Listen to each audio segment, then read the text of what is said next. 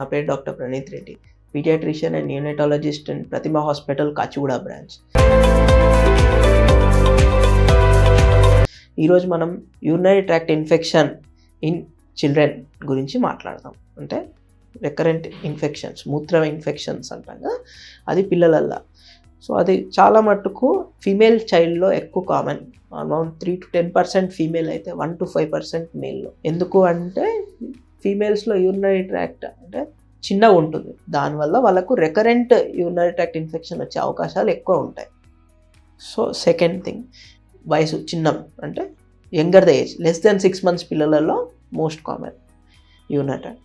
Third thing, ఏదైనా spine problem ఉన్న పిల్లలలో లైక్ మెనింగోమైలోసిల్ కానీ న్యూరోజెనిక్ బ్లాడర్, వీళ్ళల్లో urinary tract infections most common. So most common infections urinary ట్రాక్ట్కి E coli, klebsiella, pseudomonas and recurrent antibiotic usage వల్ల fungal infection like candidiasis. So ఇవన్నీ కూడా urinary tract infection అంటే organisms for urinary tract infections.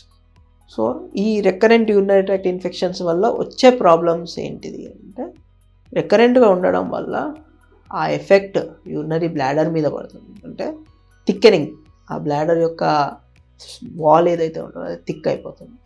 Second thing, ఈ cause తెలియను అంటే ఎందుకు ఊకే రికరెంట్గా వస్తుంది యూరినరీ ట్రాక్ట్ ఇన్ఫెక్షన్ అన్నది మనం తెలుసుకోవాలి. సో తెలుసుకోవాలి అంటే first thing, you have to urine sample along with urine culture ఇవ్వాలి. ఎందుకు యూరిన్ శాంపుల్ అంటే, యూరిన్ శాంపుల్లో వీల్ నో వెదర్ ఇన్ఫెక్షన్ ఉందా లేదా అన్నదే తెలుస్తుంది. బట్ యూరిన్ కల్చర్లో వీల్ నో ఏ ఆర్గానిజం వల్ల మనకు ఈ ఇన్ఫెక్షన్ ఏ ఆర్గానిజం వల్ల వచ్చింది అన్నది వీ విల్ నో.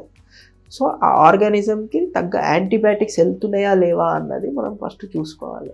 సో ఆ ప్రాపర్ యాంటీబయాటిక్ కోర్స్ అయిపోయింది అండ్ యాంటీబయాటిక్ యూసేజ్ అంటే కోర్స్ ఎన్ని రోజులు ఇవ్వాలి అన్నది డాక్టర్ చెప్పినట్టు కంటిన్యూస్గా కరెక్ట్గా వాడితే మనకి రికరెంట్ యూరినరీ ట్రాక్ట్ ఇన్ఫెక్షన్ ఒక అందుకు మనం కాపాడుకోగలుగుతాం.